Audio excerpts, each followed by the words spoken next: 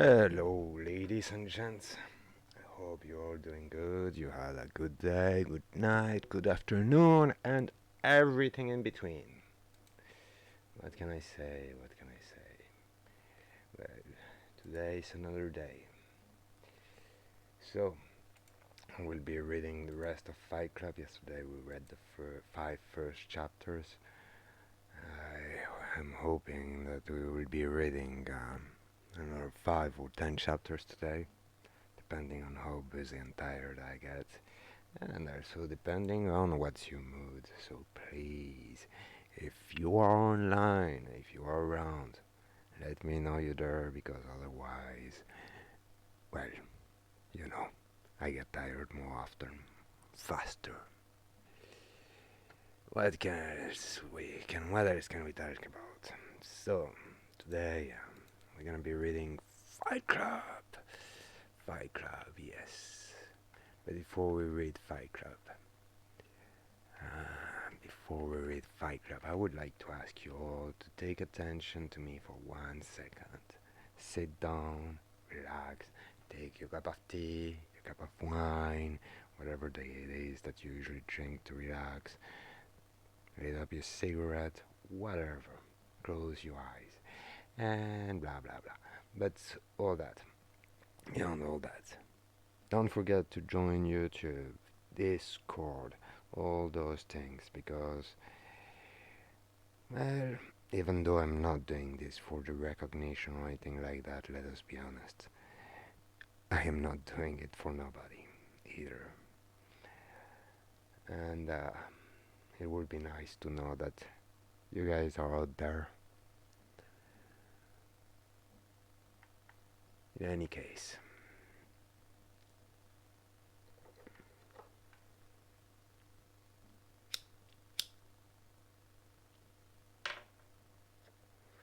Chapter 6. One morning, there's the dead jellyfish of a used condom floating in the toilet. This is how Tyler meets Marla.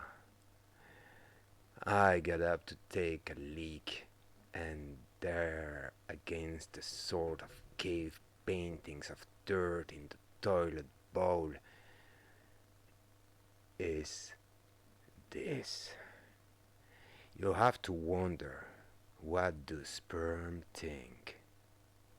This, this is the vaginal vault. What's happening here?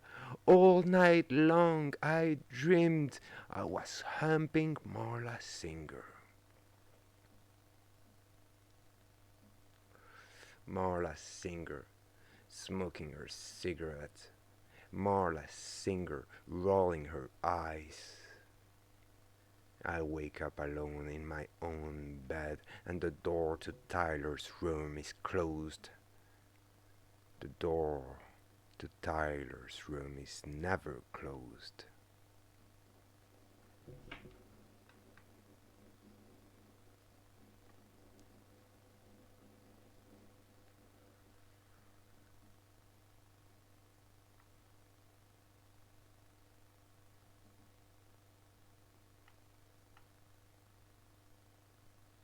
All night it was raining. The jingles on the roof blister, buckle, curl, and the rain comes through and collect on top of the ceiling plaster and drips down through the light fixture. When it's raining, we have to pull the fuse. You don't dare turn on the lights. The house that Tyler rents, it has 3 stories and a basement. We carry around candles. It has pantries and screened sleeping porches and stained glass window on the stairway landing. There are there are bay windows with windows seat in the parlor. The baseboard molding are carved and varnished and 18 inches high.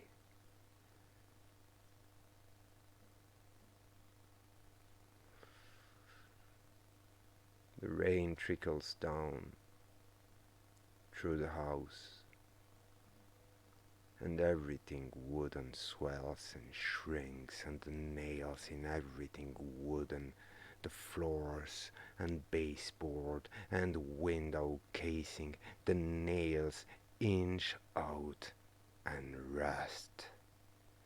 Everywhere there are rusted nails to step on or snack your elbow on, and there's only one bathroom for the 7 bedroom, and now there's a used condom. The house is waiting for something, a zoning change or a will to come out of probate, and then it will be torn down. I asked Tyler how long he's been here, and he said about 6 weeks. Before the dawn of time, there was an owner who collected lifetime stacks of the National Geographic and Reader Digest, big tethering stacks of magazines that get taller every time it rains. Tyler says the last tenant used to fold the glossy magazine's page for cocaine envelopes. There's no lock on the front door from when the police or whomever kicked in the door. There's 9 layers of wallpaper swelling on the dining room walls. Flowers under stripes, under flowers, under birds, under grass cloth. Our only neighbors are a closed machine shop, and across the street block-long warehouse. Inside the house there's a closet with 7-foot rollers for rolling up damask tablecloth so they never have to be creased. There's a cedar-lined refrigerated fur closet. The tile in the bathroom is painted with little flowers, nicer than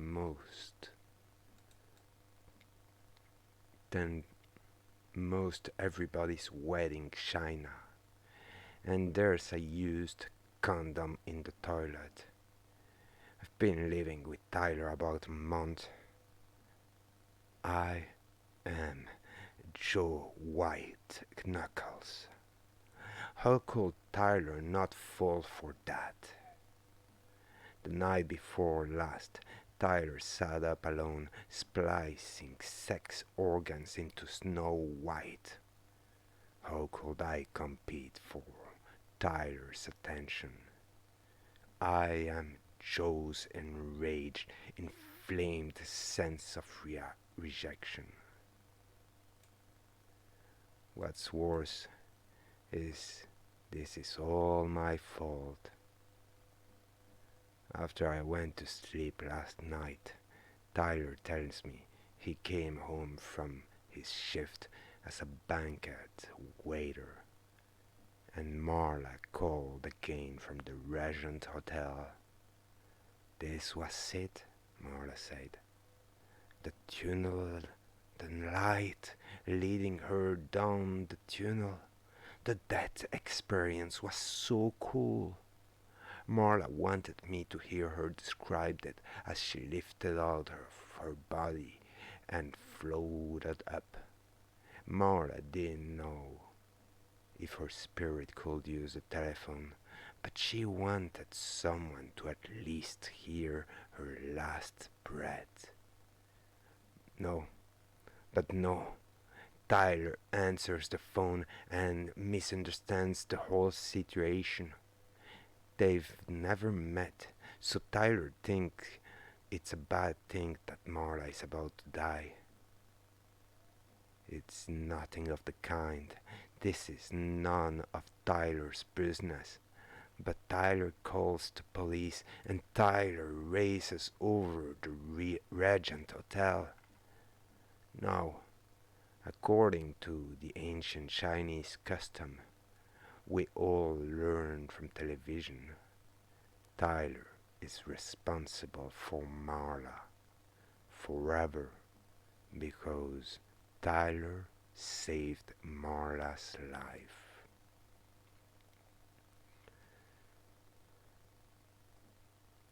If I had only wasted a couple of minutes and gone over to watch Marla die, then none of this would have happened. Tyler tells me how Marla lives in room 8G on the top floor of the Regent Hotel, up 8 flights of stairs and down a noisy hallway with canned television laughter coming through the door. Every couple of seconds, an actress screams or actors die screaming in a rattle of bullets. Tyler gets to the end of the hallway, and before he knocks a tin buttermilk sallow arm slingshots out of the door of room 8G, grabs his wrist, and yanks Tyler inside. I bury myself in a leader's digest. Even as Marla yanks Tyler into her room, Tyler can hear brake, squeals and sirens collecting out in the front of the Regent Hotel. On the dresser, there's a dildo made of the same soft pink plastic as a million Barbie doll, and for a moment Tyler can picture millions of baby doll and Barbie dolls and dildo injection model and coming off the same assembly line in Taiwan. Marla looks at Tyler, looking at her dildo, and she rolls her eyes and says, "Don't be afraid. It's not a threat to you." Marla shoves Tyler back out into the hallway, and she says she's sorry, but he shouldn't have called the police, and that's probably the police downstairs right now. In the hallway, Marla locks the door to AG and shoves Tyler towards the stairs. On the stairs, Tyler and Marla flatten against the wall as police and paramedics charge with oxygen, asking which door will be AG. Marla tells them, "The door at the end of the hall." Marla shouts to the police that the girl who lives in AG used to be a lovely, charming girl, but the girl is a monster, bitch monster. The girl is infectious human waste, and she's confused and afraid to commit to the wrong things, and she won't commit to anything. The girl in AG has no faith in herself, Marla shouted, and she's worried that as she grows older, she'll have fewer and fewer options, Marla shouts. "Good luck!" The police pile up at the locked door to 8G, and Marla and Tyler hurry down the lobby.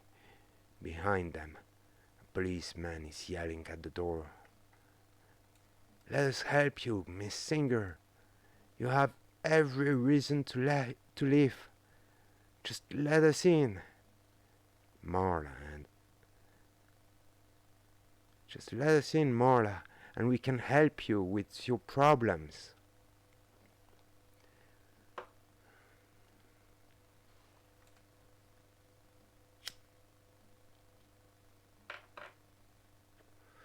Marla and Tyler rushed out into the street.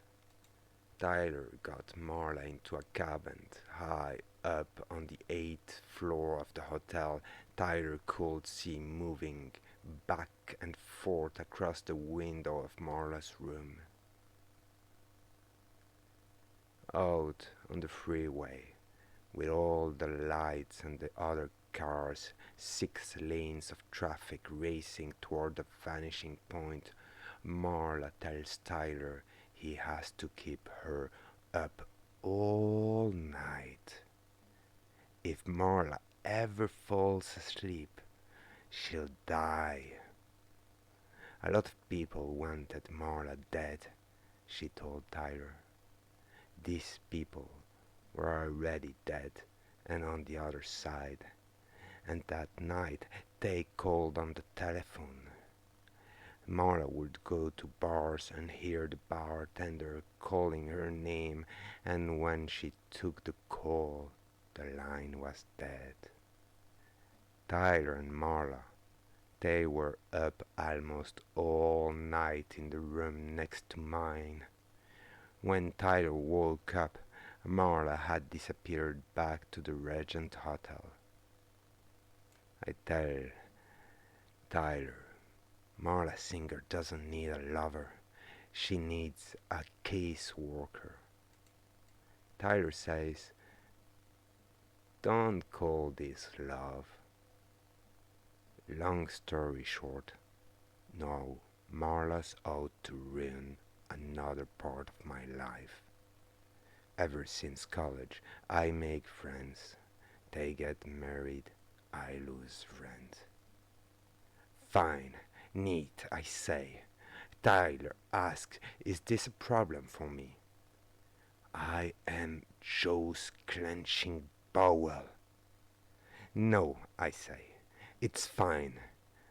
Put a gun to my head and paint the wall with my brains. Just great, I say.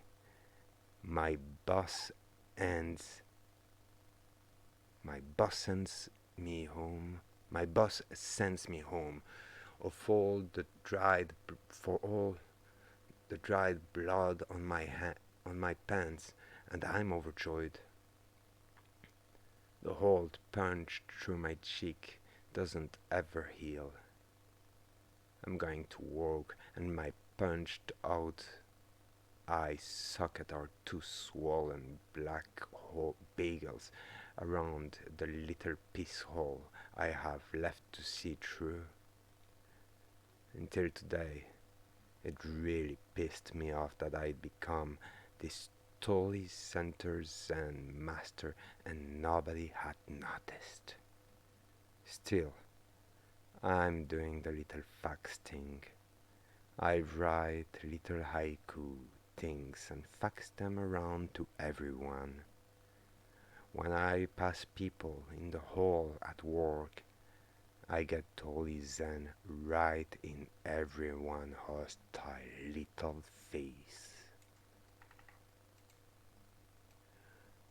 Worker bees can leave, even drone can fly away. The queen is their slave. You give up all your worldly possession and your car and go live in a rented house in the toxic waste part of town where late at night you can hear Marl and Tyler in this room calling each other butt wipe. Take it, human, butt wipe. Do it, butt wipe. Choke it down. Keep it down, baby. Just by contrast, this makes me the calm little center of my world. Me, with my punched out eyes and dried blood in big black crusty stains on my pants. I'm saying hello to everybody at work. Hello, look at me. Hello, I am so zen. This is blood. This is nothing. Hello, everything is nothing.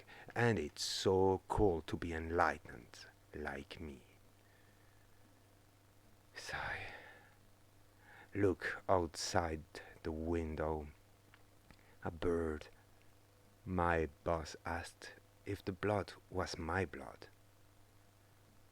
The bird flies downwind. I'm writing a little haiku in my head.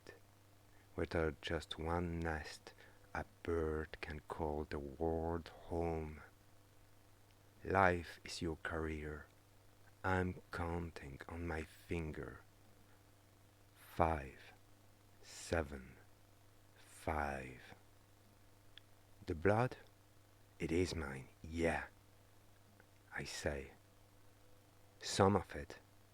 This is a wrong answer. Like this is a big deal. I have 2 pair of black trousers, 6 white shirts, 6 pair of underwear, the bare minimum. I go to Fight Club. These things happen.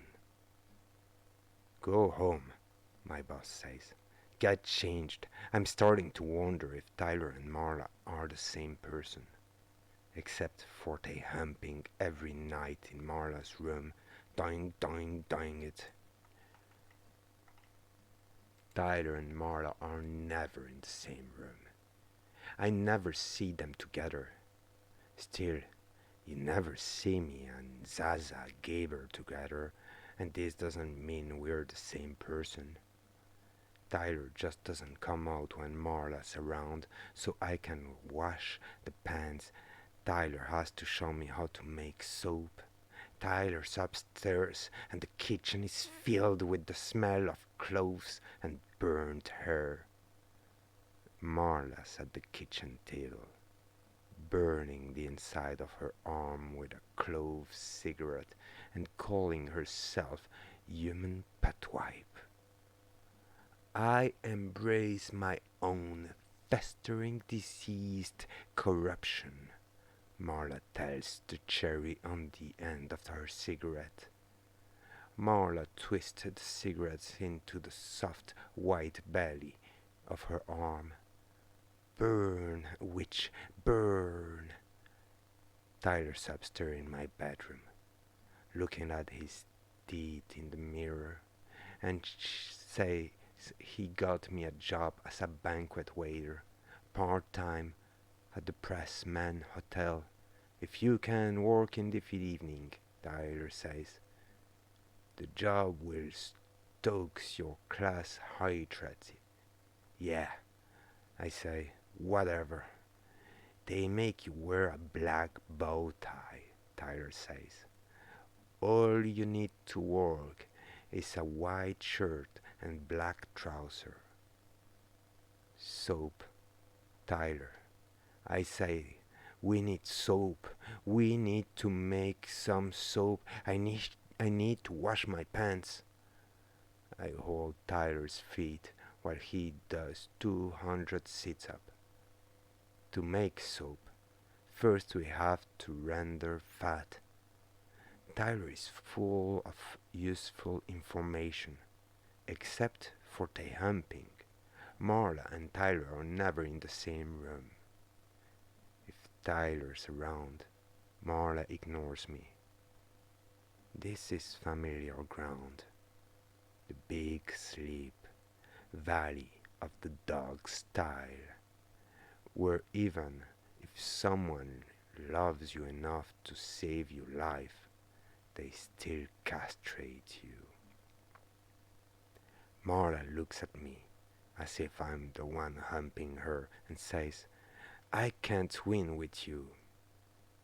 Marla goes out the back door singing that creepy Valley of the Dolls song. I just stare at her going. There's 1, 2, 3 moments of silence until all of Marla is gone from the room. I turn around and Tyler appeared. Tyler says, Did you get rid of her? Did you get rid of her? Not a sound, not a smell. Tyler just appeared first. Tyler says and jumps from the kitchen doorway to digging in the freezer. First, we need to render some fat.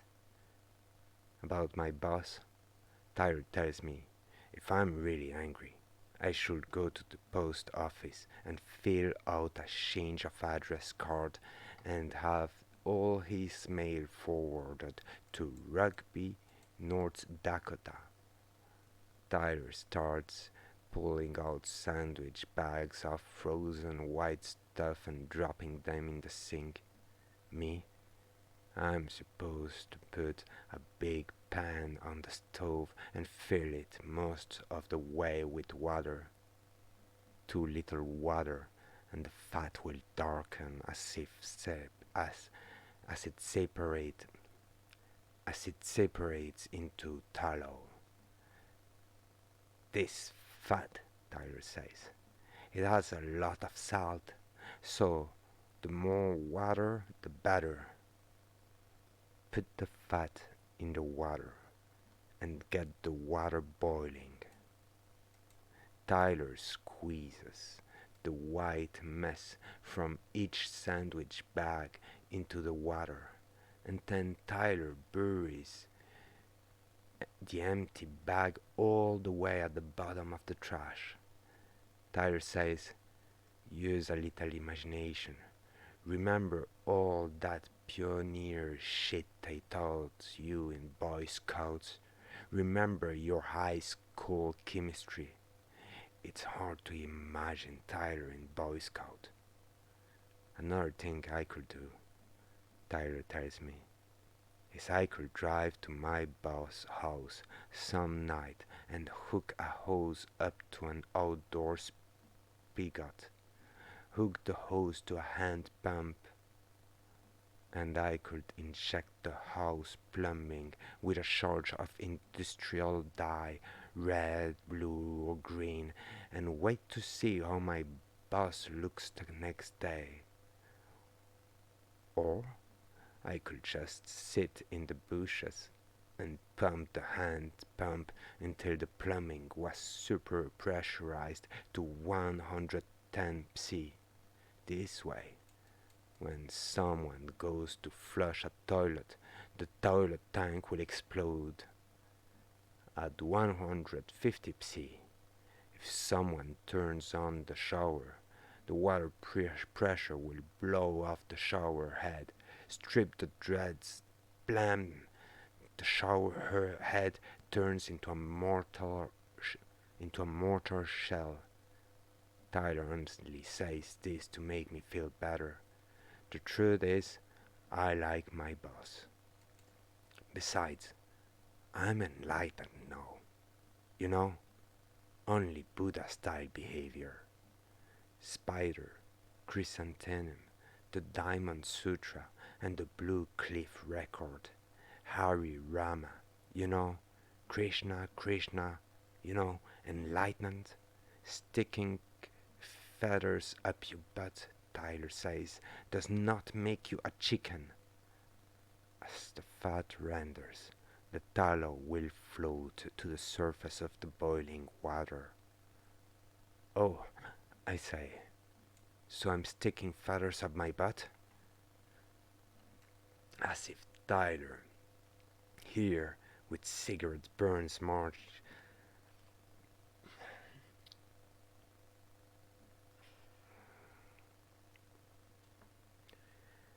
as if Tyler here with cigarette burns marching up his arm is such an evolved soul. Mr. and Mrs. Human Buttwipe. I calm my face down and turn into one of those Hindu cow people going to slaughter on the airline emergency procedure card. Turn down the heat under the pan. I stir the boiling water. More and more tallow will rise up until the water is skimmed over with a rainbow mother of pearl layer. Use a big spoon to skim the layer off and set the layer aside. So, I say, how is Marla? Tyler says, at least Marla's trying to hit bottom. I stir the boiling water, keep skimming until no more tallow rises. This is tallow. We're skimming off the water. Good, clean tallow. Tyler says I'm nowhere near hitting the bottom yet, and if I don't fall all the way, I can't be saved. Jesus did it. with his crucifixion thing. I shouldn't just abandon money, property, and knowledge. This isn't just a weekend retreat. I should run from self-improvement. I should be running toward disaster. I can't just play it safe anymore. This isn't a seminar. If you lose your nerve before you hit the bottom, Tyler says, you'll never really succeed. Only after disaster can we be resurrected. It's only after you've lost everything, Tyler says, that you're free to do anything. What I'm feeling is premature enlightenment. And keep stirring, Tyler says. When the fat's boiled enough that no more tallow rises, throw out the boiling water, wash the pot, and fill it with clean water. I ask, am I anywhere near hitting bottom? Where are you at now? Tyler says. You can't even imagine what's the bottom will be like. Repeat the process with the skimmed tallow. Boil the tallow in the water. Skim and keep skimming. The fat we're using has a lot of salt in it, Tyler says. Too much salt and your soap won't get solid. Boil and skim.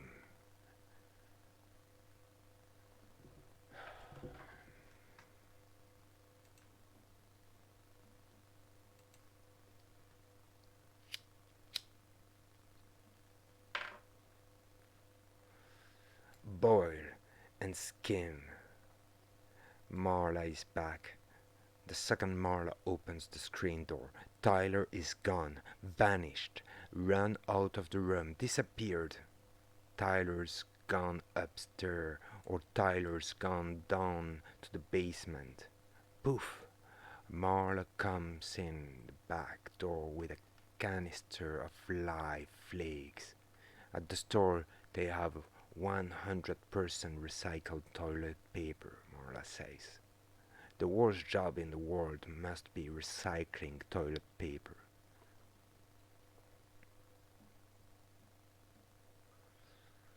I take the canister of lye and put it on the table. I don't say anything. Can I stay overnight? Marla says. I don't answer. I count in my head. 5 syllables, 7, 5. A tiger can smile. A snake will say it loves you. Lies make us evil. Marla says, what are you cooking? I am Joe's boiling point. I say, go, just go. Just get out, okay? Don't you have a big enough chunk of my life yet? Marla grabs my sleeve and holds me in one place for the second it takes to kiss my cheek. Please, call me, she says. Please, we need to talk. I say, yeah. The moment Marla is out the door, Tyler appears back in the room, fast as a magic trick. My parent did this magic act for 5 years. I boil and skim while Tyler makes room in the fridge. Steam layers the air and water drips from the kitchen ceiling. The 40-watt bulb hidden in the back of the fridge. Something bright I can't see behind the empty ketchup bottles and jars of pickles, brine, or mayonnaise. Some tiny light from inside the fridge edges. Tyler's profile bright. Boil and skim, boil and skim. Put the skimmed tallow into milk cartons, with the top opened all the way, with a chair pulled up to the open fridge. Tyler watches the tallow.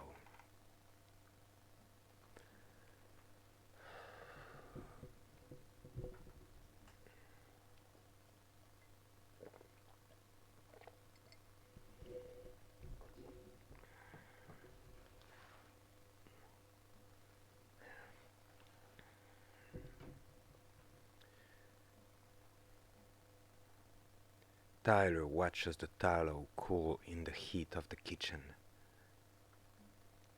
Clouds of cold fog water fall out from the bottom of the fridge and pool around Tyler's feet. As I fill milk cartons with tallow, Tyler puts them in the fridge. I go to kneel beside Tyler in front of the fridge, and Tyler takes my hand and shows them to me. The lifeline, the love line, the mounds of Venus and Mars, the cold fog pouring around us, the dim bright light on our face. I need you to do me another favor, Tyler says. This is about Marla, isn't it? Don't ever talk about her. Don't ever talk to her about me. Don't talk about me behind my back. Do you promise? Tyler says. I promise. Tyler says, if you ever mention me to her, you'll never see me again. I promise. Promise? I promise, Tyler says. Now remember, that was 3 times that you promised. A layer of something thick and clear is collecting on top of the tallow in the fridge. The tallow, I say, it's separating. Don't worry, Tyler says. The clear layer is glycerin. You can mix the glycerin back in when you make soap, or you can skim the glycerin off.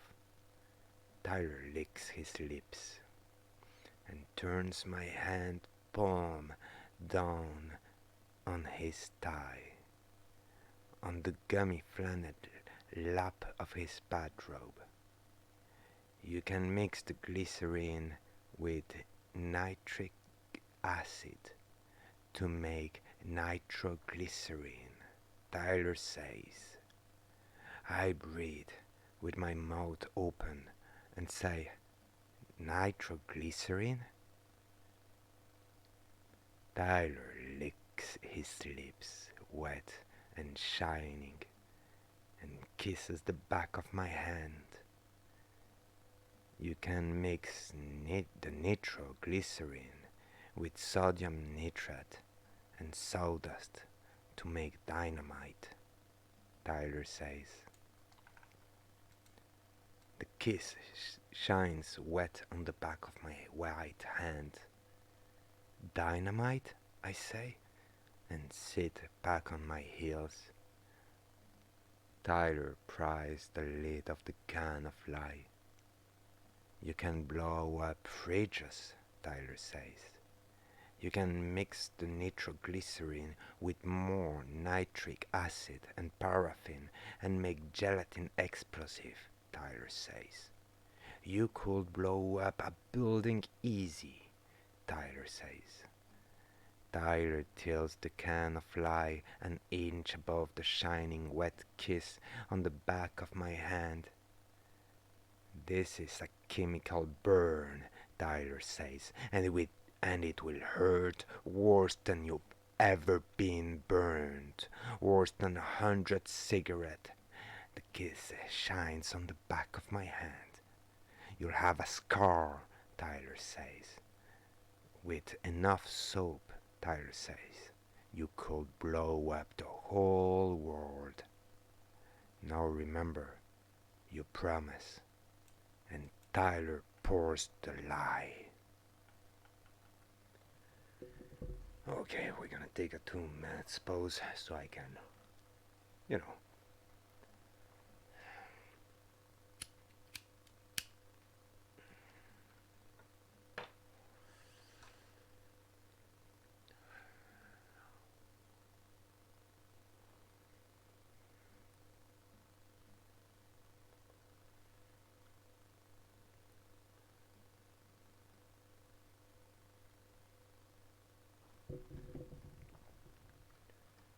Okay, let's see how this goes. Anybody out there?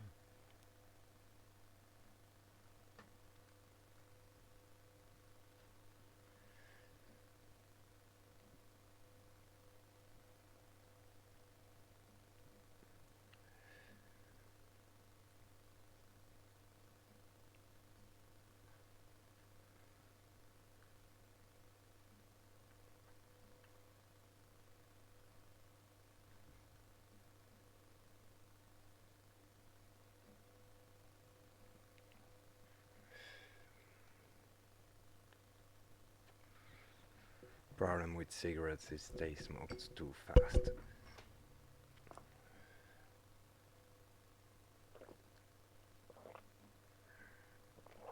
Okay.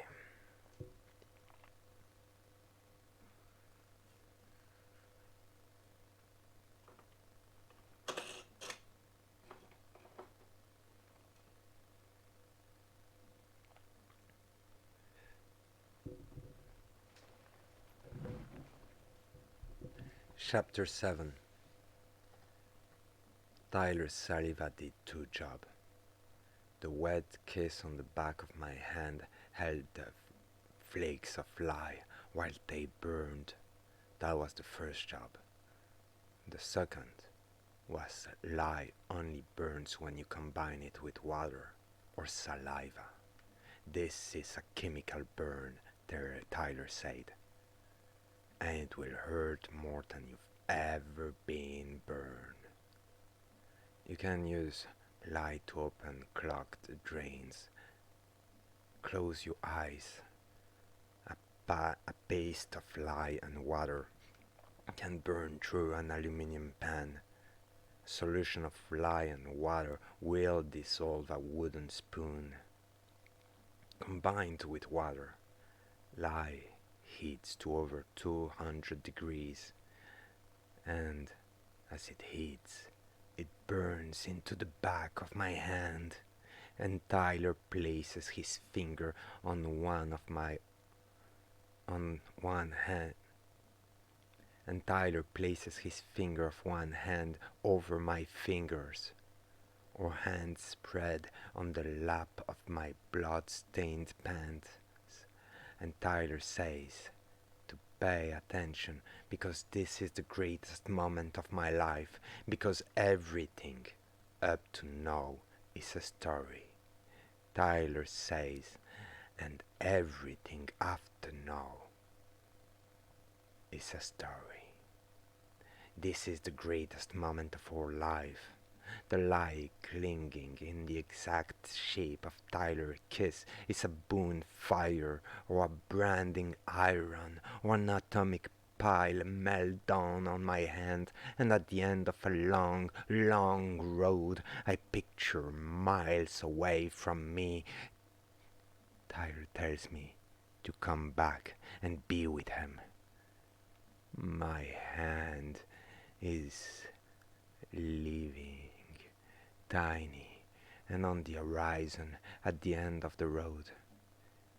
Pictured fire still burning, except now it's beyond the horizon, a sunset. Come back to the pain, Tyler says. This is the kind of guided meditation they used at support groups. Don't even think of the word pain. Guided meditation works for cancer. It can work for this. Look at your hand, Tyler says. Don't look at your hand. Don't think of the word searing or flesh or tissue or shard. Don't hear yourself cry. Guided meditation. You're in Ireland. Close your eyes. You are in Ireland in summer after you left college and you're drinking at a pub near a castle where every day bus loads of English and American tourists come to kiss the Blarney Stone. Don't shut this out, Tyler says. Soap and human sacrifice go hand in hand. You leave the pub in a stream of men, walking through the beaded, wet car silence of the streets, where it just rained. It's night until you get to Blarney Stone Castle. The floor in the castle are rotted away, and you climb the rock stairs with blackness, getting deeper and deeper on every side with every step up. Everybody is quiet with the climb and the tradition of this little act of rebellion. Listen to me, Tyler says. Open your eyes. In ancient history, Tyler says, human sacrifices were made on a hill above a river. Thousands of people, listen to me. The sacrifices were made and the bodies were burned on a pyre. You can cry, Tyler says. You can go to the sink and run water over your hand.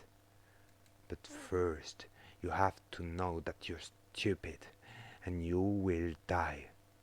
Look at me. Someday, Tyler says, you will die. Until you know that, you're useless to me. You are in Ireland.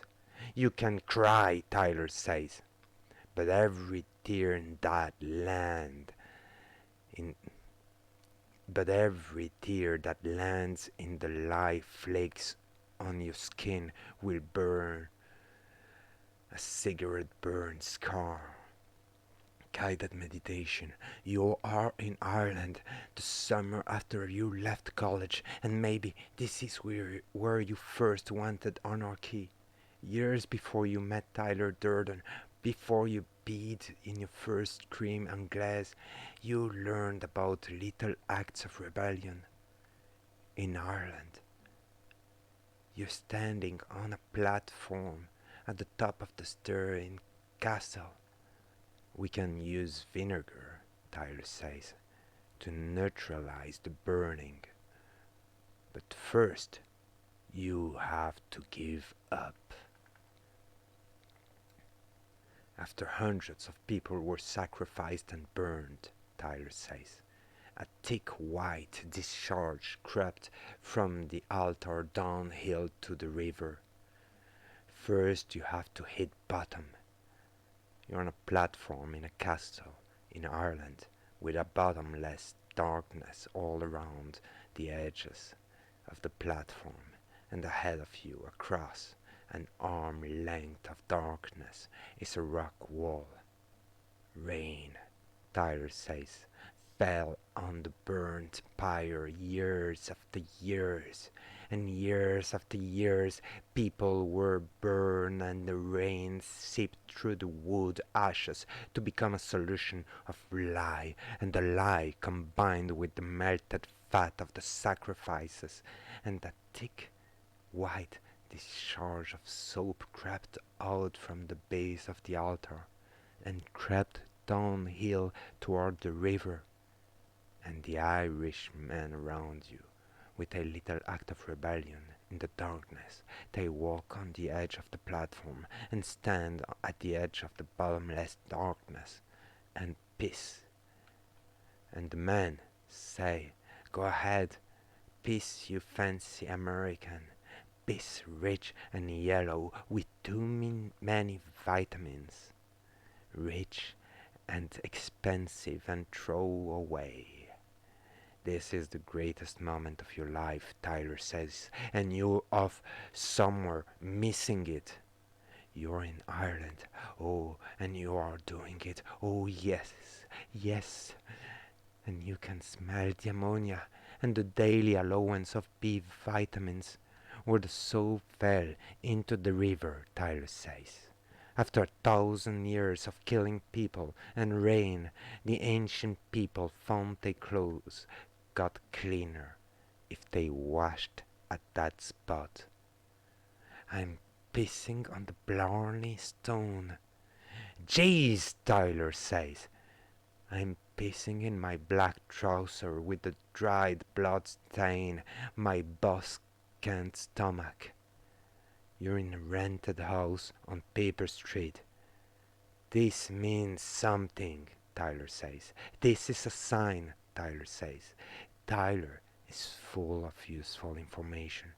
Cultures without soap, Tyler says. They use their urine and the urine of their dogs to wash their clothes and hair because of the uric acid and ammonia. There's the smell of vinegar and the fire on your hand at the end of the long road. There's the smell of lye scalding the branch shaped of your sinuses, and the hospital vomit smell, piss and vinegar. It was right to kill all those people, Tyler says. The back of your hand is swollen red, glossy as a pair of lips in the exact shape of Tyler's kiss. Scattered around the kiss are the cigarette burns spot of somebody crying. Open your eyes, Tyler says, and his face is shining with tears. Congratulations, Tyler says. You are a step closer to hitting bottom. You have to see, Tyler says, how the first soap was made of heroes. Think about the animal used in products testing. Think about the monkeys shot into space. Without their death, their pain, without their sacrifice, Tyler says, we would have nothing. I stop the elevator between floor while Tyler undoes his belt. When the elevator stops, the soup bowls are stacked and the buffet cart stop rattling, and the steam mushroom up to the elevator ceiling as Tyler takes the lid off the soup tureen. Tyler starts to take himself out and says, "Don't look at me, or I can't go." The soup's a sweet tomato biscuit with cilantro and clams. Between the two, nobody will smell anything else. We put in. I say, hurry up, and I look back over my shoulder at Tyler with his last half inch hanging in the soup. This looks in a really funny way, like a tall elephant in a waiter's white shirt and bow tie drinking soup through its little trunk. Tyler says, "I said don't look." The elevator in front of me has a little face-sized window that lets me look out into the banquet service corridor with the elevator stopped between floors. My view is about a cockroach above the green linoleum, and from here, at cockroach level, the green corridor stretches toward the vanishing point, past half open doors where titans and their gigantic wives drink barrels of champagne and bellow at each other, wearing diamonds bigger than I feel. Last week, I tell Tyler, when the Empire State lawyers were here for their Christmas party, I got mine hard and stuck it in all the orange mousse. Last week, Tyler says. He stopped the elevator and farted on a whole cart of Bocone Dolce for the Junior League tea. That Tyler knows how a meringue will absorb odor. At cockroach level, we can hear the captive harpist make music as the titans lift forks of butterflied lamb chop, each bite the size of a whole pig, each mouth a tearing snow, each mouth a tearing Stonehenge of ivory. I say, go already. Tyler says, I can't. If the soup gets cold, they'll send it back. The giants, they'll send something back to the kitchen for no reason at all. They just want to see you run around for their money. At dinner like this, these banquet parties, they know the tip is already included in the bill, so they treat you like dirt. We don't really take anything back to the kitchen. Move the pommes parisienne and the asperge hollandaise around the plate a little, serve it to someone else, and all of a sudden, it's fine. I say, Niagara Falls, the Nile River. In school, we all thought if you put somebody's hand in a bowl of warm water while they slept, they'd wet their bed. Tyler says, oh, behind me. Tyler says, oh yeah, oh, I'm doing it. Oh yeah, yes. Past half open doors in the ballroom of the service corridor swish gold and black red skirt as tall as the gold velvet curtain of the old Broadway theater. Now and again there are pairs of Cadillacs, sedans in black leathers, with shoelaces where the windshield should be. Above the cars move a city of office towers in red cummerbunds. Not too much, I say. Tyler and me, we've turned into guerrilla terrorists of the service industry. Dinner party saboteur. The hotel catter's dinner party. And when somebody wants the food, they get the food and the wine and the china and glassware and the waiters. They get the works all in one bill. And because they know they can't threaten you with the BP, to them you're just a cockroach. Tyler, he did a dinner party one time. This was when Tyler turned me into a renegade waiter. The first dinner party. Tyler was serving the fish course in this white and glass cloud of a house that seemed to float over the city on steel legs attached to a hillside. Part of the way through the fish course, while Tyler's rinsing plates from the pasta course, the hostess comes in the kitchen holding a scrap of paper that flaps like a flag. Her hand is shaking so much, though her clenched teeth. Madam wants to know, did the waiter see any of the guests go down the hallway that leads to the bedroom part of the house? Especially any of the women guests or the host? In the kitchen, it's Tyler and Albert and Len and Jerry rinsing and stacking the plates and prep cook. Leslie basting garlic butter on the artichoke, hard stuffed with shrimp and escargot. We're not supposed to go in that part of the house, Tyler says. We come in through the garage. All we're supposed to see is the garage, the kitchen, and the dining room. The host comes in behind his wife in the kitchen doorway and takes the scrap paper out of her shaking hand.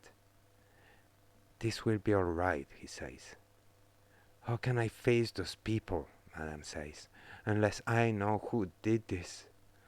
The host puts a flat open hand against the back of her silky white party dress that matches her house, and Madame straightens up, her shoulders squared, and is all of a sudden quiet. "They are your guests," he says, "and this party is very important." This look in a really funny way, like a ventriloquist bringing his dummy to life. Madame looks at her husband, and with a little shove, the host takes his wife back into the dining room. The note drops to the floor, and the two-way switch on the kitchen door sweep the note against Tyler's feet. Albert says, "What's it say?" Then goes out to start clearing the fish course. Leslie slides the tray of artichoke heart back into the oven and says, "What's it say already?" Tyler looks right at Leslie and says, without even picking up the note, "I have passed an amount of urine into at least one of your many elegant fragrances." Albert smiles. "You pissed in her perfume?" "No," Tyler says. "He just left the note stuck between the bottle. She's got about 100 bottles sitting on a mirror counter in her bathroom." Leslie smiles. "So you didn't really?" "No," Tyler says. "But she doesn't know that. The whole rest of the night, in that white and glass dinner party in the sky, Tyler kept clearing plates of cold artichoke, then cold veal with cold pomme duchesse, then cold chou-fleur à la bolognaise from in front of the hostess.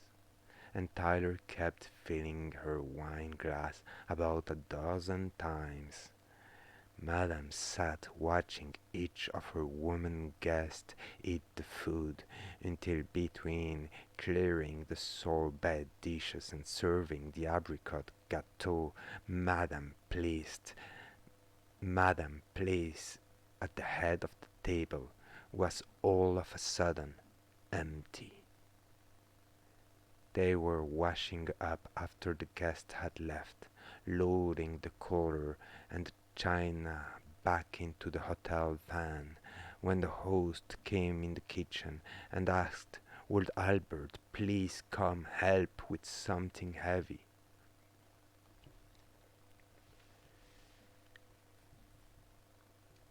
Leslie says, "Maybe Tyler went too far." Loud and fast, Tyler says, "How they kill whales." Tyler says, "To make that perfume that cost more than gold per ounce, most people have never seen a whale."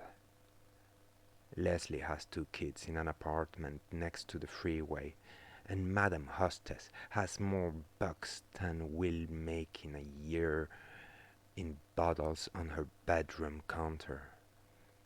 Albert comes back from helping the hostess, the host, and dials 911 on the phone. Albert puts a hand over the mouth part and says, "Man, Tyler shouldn't have left that note."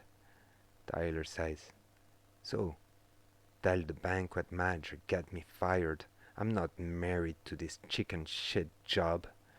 Everybody looks at their feet. "Getting fired," Tyler says, "is the best thing that could happen to any of us.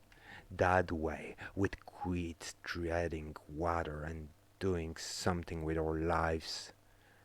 Albert says into the phone that we need an ambulance and the address. Waiting on the line, Albert says, the hostess is a real mess right now.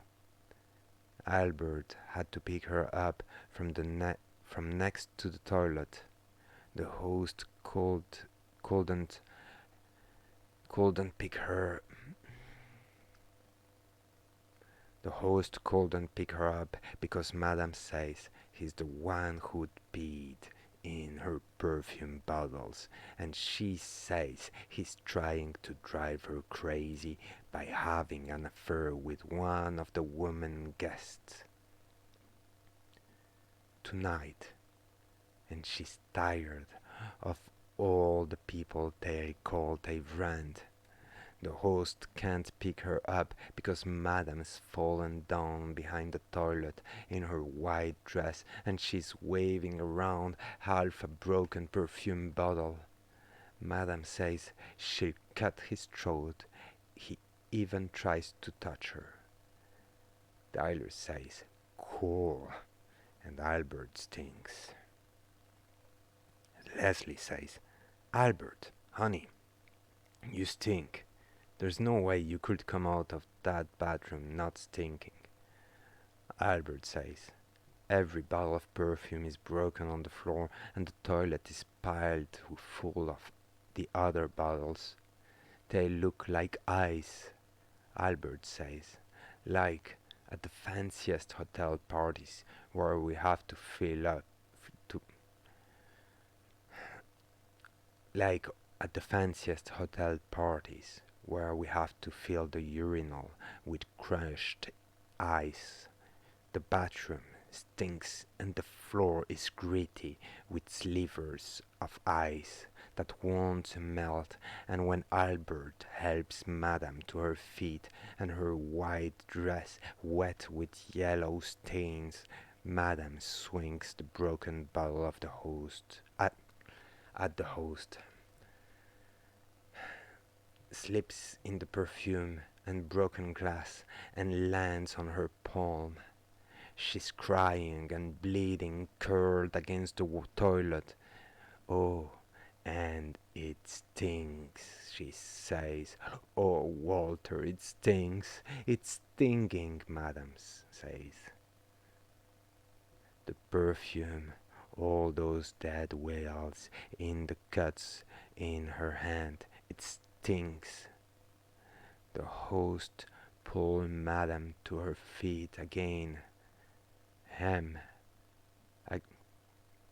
against hem. Madame holding her hand up as if she were praying, but with her hand an inch apart and blood running down the palm, down the wrist, across the diamond bracelet to her elbows where it drips, and the host says, "It will be all right, Nina." "My hand, Walter," Madame says. "It will be all right." Madame says, Who would do this to me? Who could hate me this much?" The host says to Albert, "Would you call an ambulance?" That was Tyler's first mission as a service industry terrorist, guerrilla waiter, minimum wage despoiler. Tyler's been doing this for years, but he says everything is more fun as a shared activity. At the end of Albert's stories, Tyler smiles and says, "Cool." Back in the hotel, right now, in the elevator stopped between the kitchen and the banquet floor, I tell Tyler how I sneezed on the trout in Aspic for the dermatologist convention, and 3 people told me it was too salty, and 1 person said it was delicious. Tyler shakes himself off over the soup tureen and says, "He's run dry." This is easier with cold soup, vichyssoise, or when the chef makes a really fresh gazpacho. This is impossible with that onion soup that has a crust of melted cheese on it in ramekins. If I ever ate here, that's what I'd order. We were running out of ideas, Tyler and me. Doing stuff to the food be sought to be boring, almost part of the job description. Then I hear one of the doctors, lawyers, whatever, say how has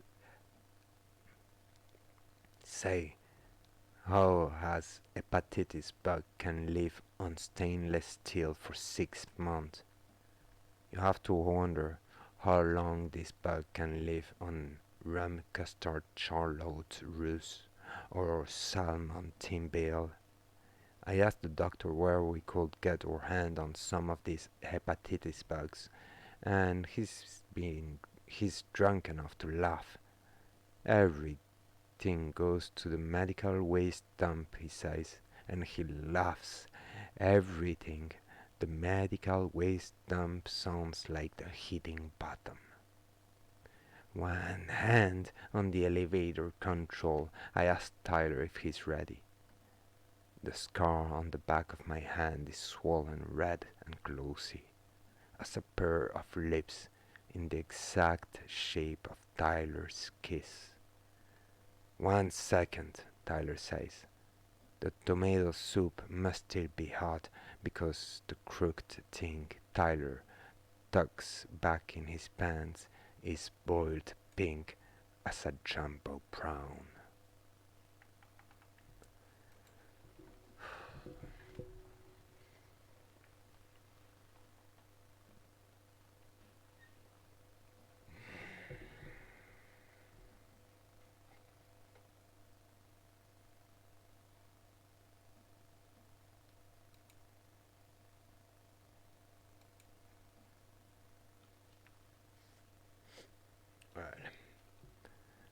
I will be streaming later. I hope you guys enjoyed this reading. Uh, if you want to find the first chapters, you can find them on my Twitch channel or YouTube channel. You can find information about Discord, YouTube, Twitch, all of this on the description of this video. And have a good day, good night, good afternoon.